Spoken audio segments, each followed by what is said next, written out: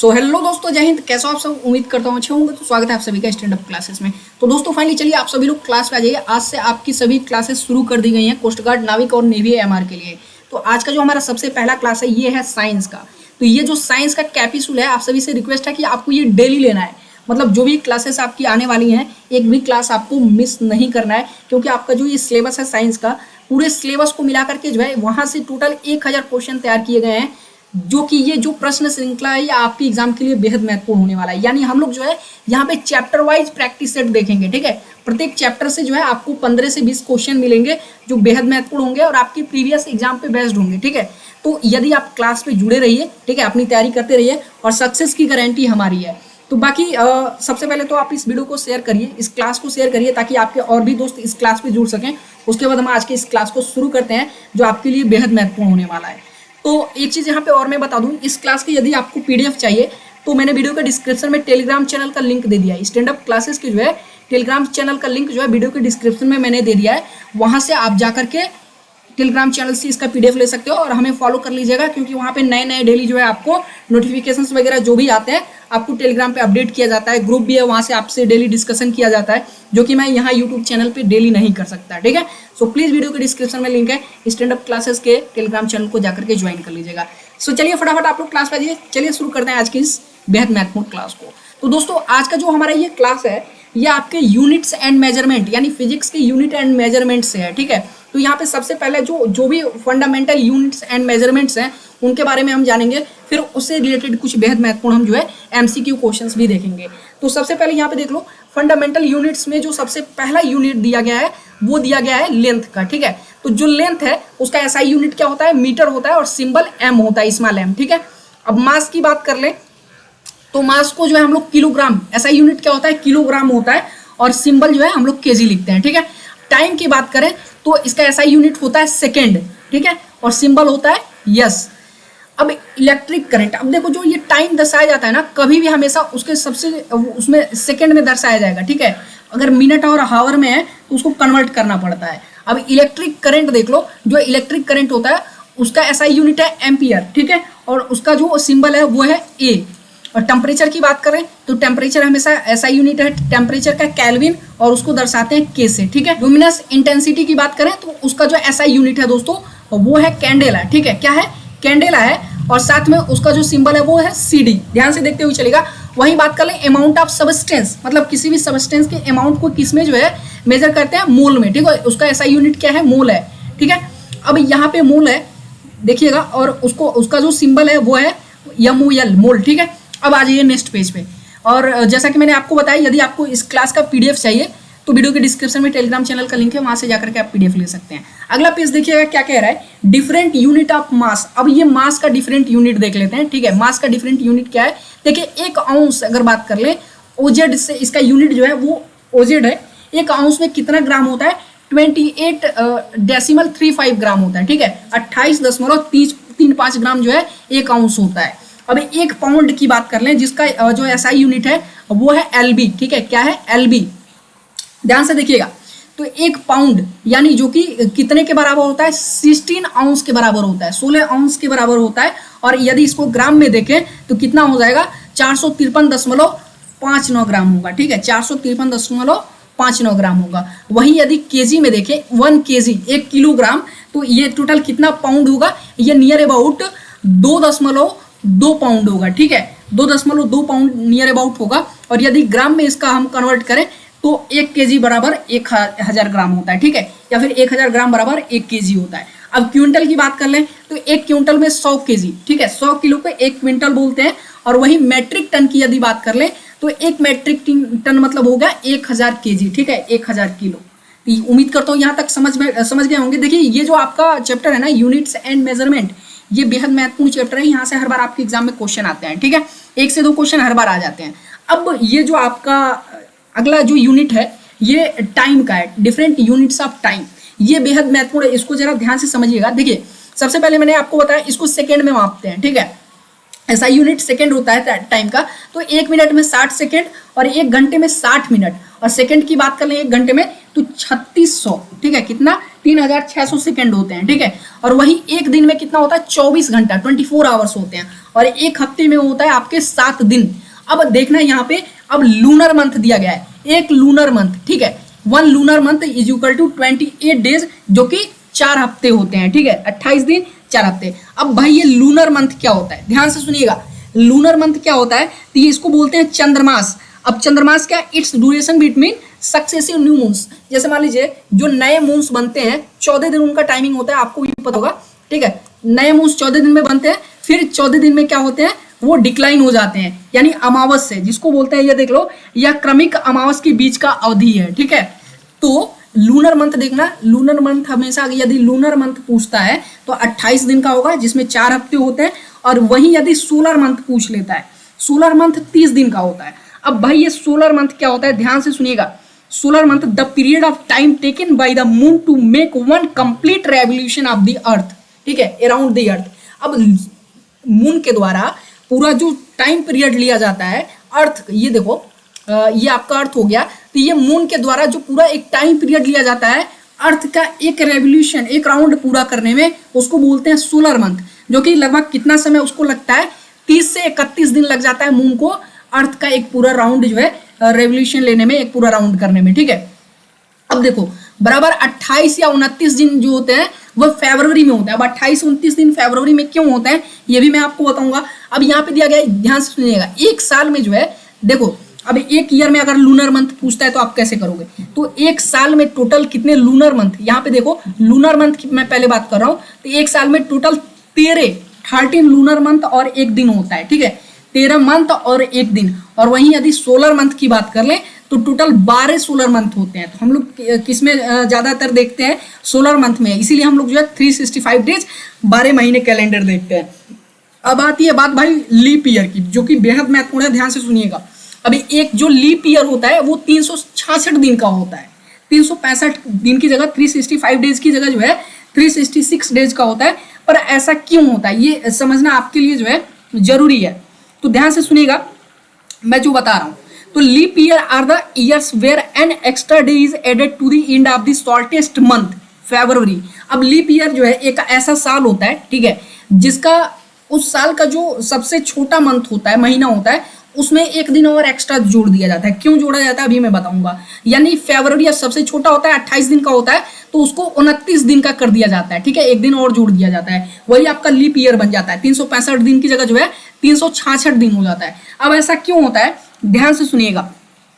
और ये जो एक चीज नोट कर लीजिएगा, ये जो लीप ईयर होता है ये प्रत्येक साल में एक बार होता है, ठीक है, लीप ईयर प्रत्येक 4 साल में एक बार होता है, ठीक है, ध्यान से देखिएगा ऐसा क्यों होता है।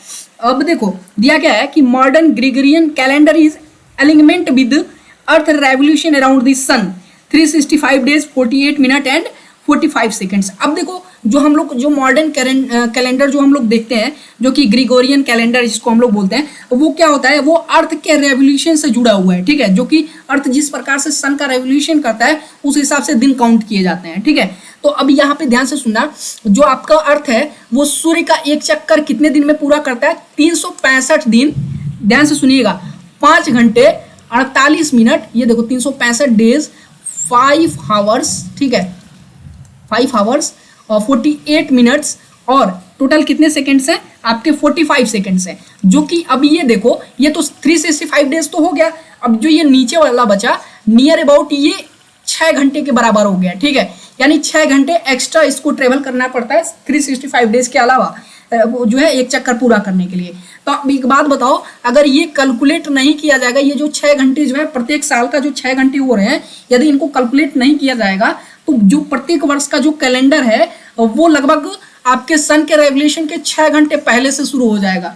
सॉरी, अर्थ के रेवोल्यूशन मतलब अर्थ जो है सन का रेवोल्यूशन पूरा किया भी नहीं होगा, उससे जो है 6 घंटे पहले ही आपका कैलेंडर शुरू हो जाएगा, ठीक है।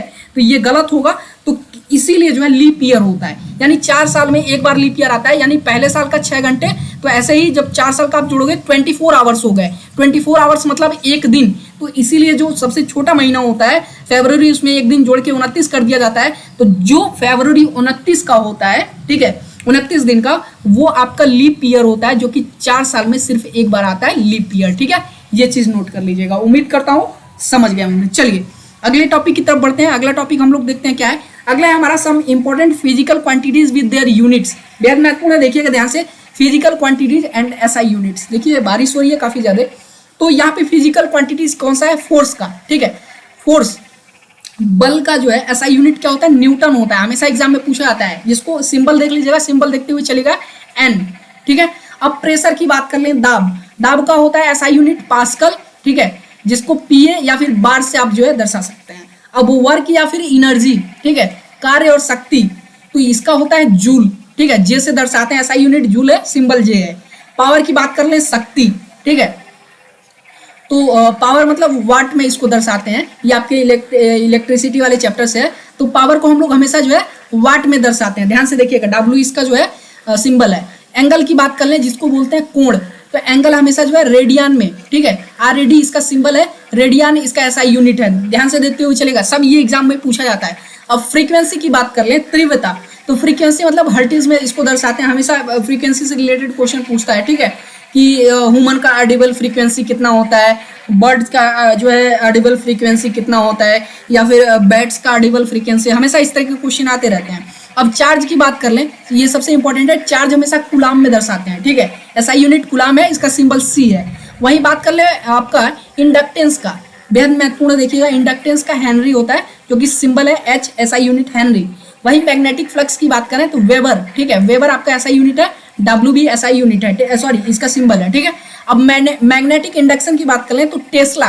ठीक है, टेस्ला आपका एसआई यूनिट है, और टी इसका क्या है, सिंबल है। रेजिस्टेंस की बात कर लें, रेजिस्टेंस को प्रतिरोध बोलते हैं। ठीक है, ये भी आपकी इलेक्ट्रिसिटी वाले चैप्टर से, जब डिटेल कराऊंगा तो आपको बता दूंगा। तो रेजिस्टेंस मतलब प्रतिरोध, और इसका एसआई यूनिट ओम है। ठीक है, आप इसका सिंबल देख लीजिएगा, ऐसे बनाते हैं। कैपेसिटेंस का देख लो, कैपेसिटेंस मतलब फैराड। ठीक है, फैराड जो कि एसआई यूनिट है, फैराड, और एफ से दर्शाते हैं। लुमिनस फ्लक्स की बात कर लें तो लुमेन होता है इसका एसआई यूनिट, और एलएम इसका जो है सिंबल है। फिर इल्यूमिनेंस की बात कर लें तो लक्स इसका जो है एसआई यूनिट है, और फॉट जो है इसका, लक्स बोलिए या फिर फॉट इसका एसआई यूनिट है। अब पावर ऑफ लेंस, ये सबसे इंपॉर्टेंट है, हमेशा पूछता है कि लेंस का जो पावर है वो किस में जो है मापा जाता है, वो डायोप्टर में। जैसे आप कहते हो ना कि मैं 2 डायोप्टर का चश्मा लगाता हूँ, इस तरह पावर, मेरे जो चश्मा उसका पावर आप लोग देखते हो ना कितना डायोप्टर है, 2 डायोप्टर, -3 डायोप्टर, -1 डायोप्टर, या फिर 1 डायोप्टर, तो उसको हमेशा डायोप्टर में जो है लेंस के पावर को दर्शाते हैं, और इसका जो सिंबल है वो डी है। ठीक है, चलो आगे आ जाओ, आगे देखते हैं। अगला देखना, ये सबसे इंपॉर्टेंट है, ये भी थोड़ा ध्यान से देखिएगा। क्या कह रहा है, डिफरेंट यूनिट्स ऑफ लेंथ और डिस्टेंस। ठीक है, लेंथ या फिर डिस्टेंस का जो है डिफरेंट यूनिट देख लो। 1 किलोमीटर में कितना होता है, 1000 मीटर होता है भाई। ठीक है, अब 1 मील बराबर कितना किलोमीटर होता है, 1.6 किलोमीटर। ठीक है, यानी जो है 1.6 किलोमीटर, यानी 1600 लगभग आपका हो जाएगा मीटर। ठीक है, 1600 मीटर 1 माइल के बराबर होता है। अब एक नॉटिकल माइल की बात कर ले, 1 NM पूछ रहा है, ये सबसे इंपॉर्टेंट है, अभी इसके बारे में भी मैं बता दूंगा। 1 NM नॉटिकल माइल बराबर 1.8 किलोमीटर होता है, लगभग 1800 मीटर। ठीक है, नॉटिकल माइल मतलब, अब इसको मैं समझाता हूँ, देखना नॉटिकल माइल क्या होता है। तो ये जो आपका नॉटिकल माइल है ना, ये आपका is based on the circumference of the earth and equal to 1 minute of latitude is issued for the charting and navigation. ये आपके अर्थ के जो है कॉन्फ्रेंस पे जो है बेस्ड होता है। ठीक है, और ये लगभग ये किसके बराबर होता है, is equal to 1 minute of latitude के बराबर होता है। ठीक है, लैटिट्यूड के 1 मिनट के बराबर होता है आपका नॉटिकल माइल। ठीक है, ध्यान से सुनिएगा। उसके बाद ये जो है, ये किस लिए इसका यूज किया जाता है, नेविगेशन और चार्टिंग के लिए इसका यूज किया जाता है। ठीक है, नॉटिकल माइल का। अब वहीं आता है 1 AU। AU मतलब होता है एस्ट्रोनॉमिकल यूनिट, ये बेहद महत्वपूर्ण है, ध्यान से सुनिएगा। एस्ट्रोनॉमिकल यूनिट क्या है, तो एस्ट्रोनॉमिकल यूनिट जो है आपका, ये एवरेज डिस्टेंस मेजर करने के लिए होता है अर्थ और सन के बीच का। ठीक है, एवरेज डिस्टेंस मेजर करने के लिए होता है अर्थ एंड सन के बीच का। तो ये देख लो, 1 नॉटिकल माइल बराबर कितना किलोमीटर होता है, 1.8 किलोमीटर, लगभग जो है 1800 मीटर। ठीक है, अब वहीं 1 AU जो कि आपका एस्ट्रोनॉमिकल यूनिट है, इसकी ये कितना बराबर होता है, 1.495 गुणे 10 टू द पावर 11 मीटर होता है। ठीक है, इसका वैल्यू देख लीजिएगा, याद कर लीजिएगा। ठीक है, एक एस्ट्रोनॉमिकल यूनिट का वैल्यू कितना होता है, 1.495 into 10 to the power 11 metre. ठीक है, अब वहीं 1 LY की बात कर लें, जिसको लाइट ईयर बोलते हैं। लाइट ईयर को LY से दर्शाते हैं, ध्यान से देखिएगा।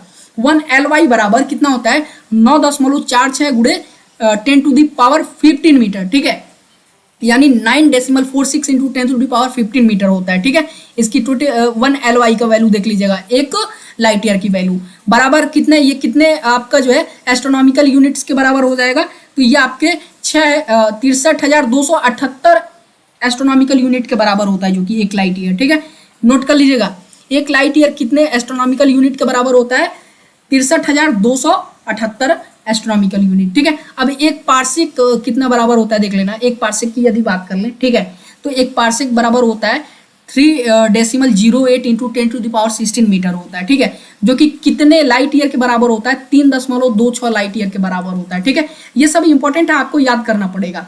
अब चलिए, अब एक मिनट, अब ये यहाँ पे क्या देखना है हमको, dimensional formula for fundamental physical quantities के लिए डायमेंशनल फार्मूला, ठीक है, डायमेंशंस देख लो, और डायमेंशनल फार्मूला डिराइव करने के लिए बाद में बता दूंगा। देखो फिजिकल क्वांटिटी आपका लेंथ है, तो इसका डायमेंशंस क्या होता है एल, ऐसे दर्शाते हैं इसको, देख लेना ऐसे बॉक्स में, ठीक है।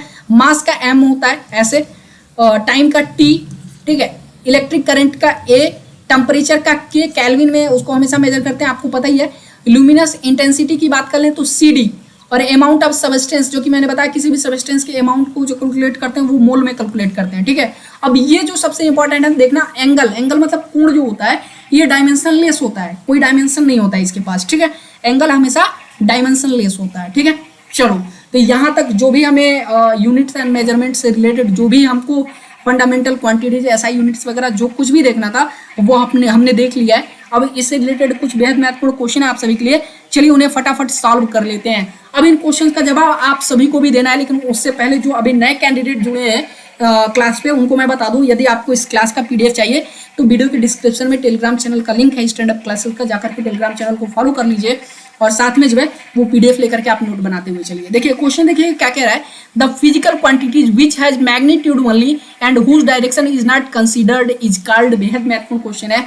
वो भौतिक राशियां जिनका केवल परिणाम होता है और जिनकी दिशा नहीं मानी जाती है क्या कहलाती है, देख लेना। वो physical quantities which has magnitude केवल होता है, ठीक है, डायरेक्शन नहीं, दिशा नहीं उनका मान्य होता है, तो वो भौतिक राशियां उनको क्या बोलते हैं, वेक्टर।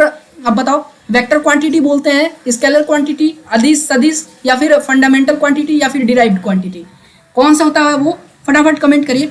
तो दोस्तों मैं आपको बता दूं कि वो भौतिक राशियां जिनका सिर्फ मैग्नीट्यूड डिसाइड होता है, डायरेक्शन नहीं, डायरेक्शन कंसीडर नहीं किया जाता है, उनको स्केलर क्वांटिटी बोलते हैं। क्या बोलते हैं, स्केलर क्वांटिटी, अदिश राशि बोलते हैं, ठीक है, नोट कर लीजिएगा। ऑप्शन नंबर बी हमारा बिल्कुल करेक्ट है। चलो अगले क्वेश्चन की तरफ बढ़ते हैं। अगला क्वेश्चन भी हमारा बेहद महत्वपूर्ण है, which of the following is not a vector quantity, कह रहा है इनमें से कौन सा एक सदिश राशि नहीं है, निम्नलिखित में से कौन सा एक सदिश राशि नहीं है, ध्यान से देखिएगा। ऑप्शन नंबर ए बोलता हूँ स्पीड, गति, ऑप्शन नंबर बी वेग, velocity, option number C torque, और ऑप्शन नंबर डी है डिस्प्लेसमेंट यानी विस्थापन। तो इनमें से कौन सा एक सदिश राशि यानी वेक्टर क्वांटिटी नहीं है, फटाफट बताइए। वेक्टर क्वांटिटी, देखिए वेक्टर क्वांटिटी का मैग्नीट्यूड और डायरेक्शन दोनों डिसाइडेड होता है, पहले ही मैं बता दे रहा हूँ, ठीक है। वेक्टर क्वांटिटी, स्केलर क्वांटिटी का केवल मैग्नीट्यूड डिसाइड होता है, डायरेक्शन नहीं, जबकि डायरेक्शन कंसीडर नहीं किया जाता स्केलर क्वांटिटी का, जबकि वेक्टर क्वांटिटी की यदि बात कर ले तो मैग्नीट्यूड एंड डायरेक्शन दोनों कंसीडर किया जाता है, ठीक है। तो बताइए इनमें से कौन सा एक सदिश राशि यानी वेक्टर क्वांटिटी नहीं है, तो वो है आपका स्पीड, ठीक है, नोट कर लीजिएगा। स्पीड आपका एक वेक्टर क्वांटिटी नहीं है, वेलोसिटी ये आपका स्केलर क्वांटिटी है, ठीक है, वेक्टर क्वांटिटी नहीं है, स्केलर क्वांटिटी है स्पीड, और वही वेक्टर क्वांटिटी आपका वेलोसिटी है। चलिए नीचे आ जाइए, अगला देखते हैं। अगला क्वेश्चन कह रहा है kelvin is the unit of, बेहद महत्वपूर्ण है, अभी ऊपर ही मैंने आपको पढ़ाई, ये बेहद महत्वपूर्ण क्वेश्चन है, एग्जाम में भी आ चुका है। केल्विन किसकी इकाई है भाई, लेंथ की है, गलत। टेम्परेचर की है, जी हाँ टेम्परेचर की है, टाइम और मास का नहीं होगा, ठीक है।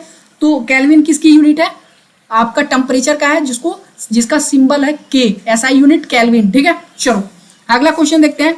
अगला क्वेश्चन कह रहा है masses of the stars and the galaxies are usually expressed in the terms of, सितारों और आकाश गंगाओं के द्रव्यमान को आमतौर पर किस रूप में व्यक्त किया जाता है, बेहद महत्वपूर्ण है भाई, बेहद महत्वपूर्ण है। ऑप्शन नंबर ए बोलता हूँ न्यूट्रॉन मास, न्यूट्रॉन द्रव्यमान, option number B the earth mass, पृथ्वी का द्रव्यमान, option number C solar mass, सौर द्रव्यमान, और option number D lunar mass, चंद्रमास। तो सितारों और आकाश गंगाओं के द्रव्यमान को आमतौर पर किस रूप में व्यक्त किया जाता है, फटाफट कमेंट करिए। तो वो आपका सही आंसर हो जाएगा सोलर मास, सौर द्रव्यमान के रूप में जो है व्यक्त किया जाता है सितारों और आकाशगंगाओं के द्रव्यमान को, ठीक है, सोलर मास में। ऑप्शन नंबर सी हमारा बिल्कुल करेक्ट हो जाएगा। चलिए अगले क्वेश्चन की तरफ बढ़ते हैं। अगला क्वेश्चन हमारा कह रहा है which of the following is not the unit of time, निम्नलिखित में से कौन सा समय की इकाई नहीं है, बेहद महत्वपूर्ण है। देखिएगा सबसे पहला बोलता हूं, ऑप्शन नंबर ए है parallactic second, option number B micro second, option number C leap year और option number D solar day. तो इनमें से कौन सा जो है आपका टाइम का यूनिट नहीं है। अभी ऊपर ही मैंने आपको टाइम के सारे यूनिट बता दिए, फटाफट कमेंट करिए। तो मैं आपको बता दूं इसमें से जो पैरालेटिक सेकेंड है ना, ये टाइम की यूनिट नहीं है भाई, माइक्रो सेकेंड है, ठीक है, एमएस तो है, माइक्रो सेकेंड टाइम की यूनिट है, लीप ईयर भी है और सोलर डे भी है, ठीक है। लेकिन ये जो आपका पैरालेटिक सेकेंड है, ये जो है आपका ये टाइम की यूनिट नहीं है। आप ए बिल्कुल सही हो जाएगा। चलिए अगले क्वेश्चन की तरफ बढ़ते हैं। अगला क्वेश्चन कह रहा है, अभी देखिए बार मैंने आपको बताया था भाई, बार याद कीजिए। अभी बार किसका यूनिट है, बार निम्नलिखित में से किसकी इकाई है, फटाफट कमेंट करिएगा। बार निम्नलिखित में से किसकी इकाई है। ऑप्शन नंबर ए बोलता हूं फोर्स का, ऑप्शन नंबर बी एनर्जी का, ऑप्शन नंबर सी प्रेशर का, या फिर ऑप्शन नंबर डी फ्रीक्वेंसी का। तो अभी ऊपर ही मैंने बताया बार किसका यूनिट है, प्रेशर का, ठीक है। किसका है, प्रेशर का एसआई यूनिट है, बार बोल लीजिए या फिर क्या बोलेंगे बताइए, चलिए देख लीजिए क्या होगा। बार मैंने आपको बताया था ना, ऊपर आ जाइए, ये देखिए 1 मिनट, ये आपका हो गया प्रेशर का, पास्कल बोल लीजिए या फिर बार बोल लीजिए, ठीक है। तो देखिए ऊपर ही मैंने आपको बता दिया था। चलिए अगला क्वेश्चन देख लेते हैं। तो ये आपका सही आंसर हो जाएगा ऑप्शन नंबर सी। अगले क्वेश्चन की तरफ बढ़ते हैं। Kilowatt hour is the unit of, kilowatt घंटा किसकी इकाई है भाई, ये तो बेहद महत्वपूर्ण है, अभी ऊपर ही मैंने आपको पढ़ाया। किलोवाट घंटा किसकी इकाई है, ऑप्शन नंबर ए बोलता हूँ पोटेंशियल डिफरेंस संभावित अंतर का, या फिर इलेक्ट्रिक पावर का विद्युत शक्ति का, या फिर इलेक्ट्रिक एनर्जी विद्युत ऊर्जा का, या फिर इलेक्ट्रिकल पोटेंशियल का, इलेक्ट्रिक पोटेंशियल का, बिजली की क्षमता का। फटाफट कमेंट करेगा। तो मैं आपको बता दूं जो किलोवाट घंटा है ये इलेक्ट्रिक एनर्जी का, किसका, इलेक्ट्रिक एनर्जी का जो है एसआई यूनिट है, ऊपर ही मैंने आपको पढ़ाया। चलिए अगले क्वेश्चन की तरफ बढ़ते हैं। अगला क्वेश्चन हमारा कह रहा है the SI unit of electric charge का एसआई यूनिट पूछ रहा है भाई, चार्ज का, बेहद महत्वपूर्ण है और बेहद आसान है, एग्जाम में काफी बार आ भी चुका है। तो चार्ज का कुलाम होता है ना, ऊपर ही अभी मैंने आपको बताया, ठीक है। तो ऐसा यूनिट ऑफ इलेक्ट्रिक चार्ज का कुलाम होता है, ठीक है। ऑप्शन नंबर बी हमारा बिल्कुल करेक्ट हो जाएगा। अगले क्वेश्चन की तरफ बढ़ते हैं। अगला क्वेश्चन कह रहा है which of the following physical quantity has no unit, इनमें से कौन सी भौतिक राशि की कोई यूनिट नहीं होती है, बेहद महत्वपूर्ण है, फटाफट कमेंट करिएगा। इफिशियंसी दक्षता का कोई यूनिट नहीं होता, या फिर फ्लक्स का, या फिर पावर का, या फिर टेंशन का, फटाफट कमेंट करिए। टेंशन मतलब वही तनाव, पृष्ठ तनाव। तो दोस्तों मैं आपको बता दूं इफिशियंसी यानी दक्षता, ठीक है, इफिशियंसी का कोई भी भौतिक राशि नहीं होता, इस भौतिक राशि की कोई भी इकाई नहीं होती है, ठीक है, कोई भी यूनिट नहीं होती है, ऐसा यूनिट नहीं होती है। चलिए अगले क्वेश्चन की तरफ बढ़ते हैं। अगला क्वेश्चन कह रहा है one astronomical unit is the average distance between, देखिए ऊपर ही मैंने आपको बताया कि जो एस्ट्रोनॉमिकल यूनिट होता है वो किसके बीच की एवरेज डिस्टेंस होता है, फटाफट कमेंट करिए। एक खगोलीय इकाई किसके बीच की औसत दूरी होती है, ऑप्शन नंबर ए पृथ्वी और सूर्य की, ऑप्शन नंबर बी पृथ्वी और चंद्रमा की, ऑप्शन नंबर सी पृथ्वी और सूर्य की, और ऑप्शन नंबर डी बृहस्पति और सूर्य की, और ऑप्शन नंबर डी है प्लूटो और सूर्य की। तो भाई मैंने आपको बताया कि जो एक खगोलीय इकाई होती है, एस्ट्रोनॉमिकल यूनिट होती है, वो एवरेज डिस्टेंस होती है किसके बीच की, पृथ्वी और सूर्य की, ठीक है, पृथ्वी और सूर्य की। ऑप्शन नंबर ए जो है हमारा वो बिल्कुल करेक्ट हो जाएगा। ऑप्शन नंबर ए ट्रिक करके आना एग्जाम में। चलो अगला क्वेश्चन देखते हैं। अगला क्वेश्चन कह रहा है ए माइक्रोन इज इक्वल टू, एक माइक्रोन किसके बराबर होता है, फटाफट कमेंट करिएगा। एक माइक्रोन जो है किसके बराबर होता है, फटाफट निकालिए और कमेंट करिए। तो मैं आपको बता देता हूं जो एक माइक्रोन होता है आपका, ये 0.001 मिलीमीटर के बराबर होता है, ठीक है, नोट कर लीजिएगा, मिलीमीटर के बराबर होता है, 0.001 मिलीमीटर के बराबर होता है एक माइक्रोन। चलिए ऑप्शन नंबर सी सही हो जाएगा। ऑप्शन नंबर अब जो ये जो अगला क्वेश्चन है, क्वेश्चन नंबर 12, ये आप सभी के लिए है, इसका आंसर आप सभी को कमेंट करके बताना है, क्योंकि अभी मैंने ये आपको पढ़ाया है इसी क्लास में। मैं देखना चाहता हूँ आपने कितने जो है अटेंशन के साथ में ये क्लास अटेंड किया है। क्वेश्चन क्या है, ध्यान से सुनिएगा, जितने भी लोग देख रहे हैं सबको कमेंट करना भाई। Which of the following physical quantity has no dimension, निम्नलिखित में से किस भौतिक राशि का कोई आयाम नहीं है, डायमेंशन नहीं है। ऊपर ही मैंने आपको बताया ऑप्शन नंबर ए पावर का कोई डायमेंशन है या नहीं, भाई है, मैंने बताया था। मास का है या नहीं, ऑप्शन नंबर सी है एंगल, या फिर ऑप्शन नंबर डी टेम्परेचर। इनमें से कौन सी भौतिक राशि का आयाम नहीं है, डायमेंशन नहीं है, वो आप कौन सा डायमेंशन लेस है। मैं आपको एक और एक्स्ट्रा जोड़ के बता देता हूँ कौन सा इनमें से जो है डायमेंशन लेस है, कोई भी डायमेंशन नहीं होता है, वो आप कमेंट करके बताइएगा। जितने भी लोग देख रहे हैं सबको कमेंट करना है। और एक बार फिर से बता दूं, यदि आपको इस क्लास का PDF चाहिए तो आपको वीडियो के डिस्क्रिप्शन में टेलीग्राम चैनल का लिंक मिल जाएगा, वहां पर जाकर के टेलीग्राम चैनल को ज्वाइन कर लीजिए। स्टैंड अप क्लासेस को तरह तरह के रेगुलर वहाँ पे क्विजेज होते हैं, क्वेश्चंस प्रोवाइड कराए जाते हैं, ग्रुप डिस्कशन होता है, तरह तरह के जो भी नोटिफिकेशन आते हैं तुरंत प्रोवाइड करा दिए जाते हैं, जो कि यहाँ मैं डेली चैनल पे नहीं करा सकता। सो प्लीज़ जाइए टेलीग्राम चैनल पे फॉलो कर लीजिए और जाकर के इस क्लास का PDF लेकर के अपनी नोट्स तैयार शुरू कर लीजिए। ठीक है, चलिए अब यहाँ पे कुछ इंपॉर्टेंट जो है वन लाइनर क्वेश्चन है जो कि बेहद महत्वपूर्ण है, ध्यान से देखिएगा क्या कह रहा है। अच्छा, क्वेश्चन नंबर 12 का आंसर आप लोग जरूर कमेंट करिएगा, कल मैं आपको बता दूंगा। अगला क्या है, name a scalar and vector quantity which have same dimension. ठीक है, कह रहा है कि किसी ऐसे स्केलर और वेक्टर क्वांटिटी के बारे में बताइए, ठीक है, जिसका डायमेंशन सेम हो। तो भाई जैसा कि मैंने आपको बताया, जो स्पीड होता है ये स्केलर क्वांटिटी है, ठीक है, और जो आपका वेलोसिटी है ये वेक्टर क्वांटिटी है। लेकिन ध्यान से देखिएगा, ये ऐसे दो स्केलर और वेक्टर क्वांटिटीज हैं जिनका डायमेंशन सेम होता है। तो एक अदिश और एक सदिश राशि का नाम लिखिए जिसका विमा समान होता है। ठीक है, तो ये आपका हो गया सदिश राशि और ये हो गया आपका अदिश राशि जिसका विमा यानी डायमेंशन सेम होता है। ठीक है, चलो, can a quantity have units but still be dimensionless. क्या कोई ऐसा क्वांटिटी हो सकता है, ठीक है, क्या ऐसा कोई जो है क्वांटिटी हो सकता है, भौतिक राशि हो सकता है जो डायमेंशनलेस हो, हाँ, जिसके पास यूनिट तो हो पर डायमेंशनलेस हो। जी हाँ, बिल्कुल हो सकता है, जैसा कि मैंने ऊपर आपको पढ़ाया था एंगल। ठीक है, कौन सा होगा, एंगल होगा। जैसे कि एग्जांपल में आप एंगल ले लो, जो कोण होता है वो डायमेंशनलेस होता है लेकिन यूनिट होता है एंगल का। ठीक है, अब अगला क्वेश्चन कह रहा है, क्या किसी मात्रा की इकाई हो सकती है लेकिन फिर भी वो आयामहीन हो। ठीक है, वही क्वेश्चन है आपका, हिंदी में देख लीजिएगा, हिंदी वाले। तो what type of quantity is Avogadro number, पूछ रहा है कि जो एवोगाड्रो संख्या है वो किस प्रकार की राशि है।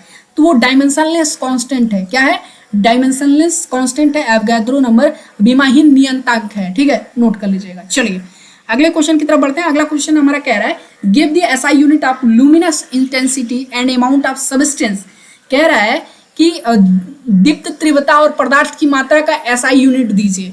ठीक है, तो दीप्त तीव्रता का एसआई यूनिट क्या होता है भाई, कैंडेला होता है, जैसा कि मैंने आपको बताया। और वही यदि अमाउंट ऑफ सब्सटेंस की बात कर लें तो मैं आपको 3 बार चिल्ला के इसी क्लास में बता चुका हूँ, मोल होता है। क्या होता है, मोल होता है। ठीक है, नोट कर लीजिएगा। तो द्रव्य तीव्रता यानी लुमिनस इंटेंसिटी का क्या होता है, कैंडेला होता है। और वही बात कर लें आपके जो है अमाउंट ऑफ सब्सटेंस की एसआई यूनिट की, तो वो होता है मोल। ठीक है, what is the SI unit of solid angle. अब कह रहा है कि सॉलिड एंगल का जो है एसआई यूनिट क्या होता है। तो सॉलिड एंगल, ठीक है, सॉलिड एंगल जो कि आपका ठोस कोण जिसको हम लोग बोलते हैं, उसका एसआई मात्रक पूछ रहा है, तो वो होता है स्टेरेडियन। क्या होता है, स्टेरेडियन होता है। ठीक है, नोट कर लीजिएगा। तो फाइनली आज का क्लास यहीं पे ओवर करते हैं। हमारा जो ये चैप्टर था यूनिट्स एंड मेजरमेंट यहाँ पे कंप्लीट होता है। यदि अभी भी कुछ हमको यहाँ से कुछ इंपॉर्टेंट जो है क्वेश्चन या फिर नोट मिलता है तो मैं आपको टेलीग्राम पे प्रोवाइड करा दूंगा। जाकर के टेलीग्राम चैनल पे फॉलो कर लीजिए, वीडियो के डिस्क्रिप्शन में लिंक है, और जाकर के इस क्लास का PDF भी ले लीजिएगा। फाइनली कैसा लगा आपको ये आज का क्लास, प्लीज़ कमेंट करके जरूर बताइएगा, और क्वेश्चन नंबर 12 का आंसर जरूर बताएगा, जो कि मैं आपको कल बताऊँगा। मैं देखना चाहता हूँ आप लोगों ने कितने अटेंशन के साथ क्लास देखा है।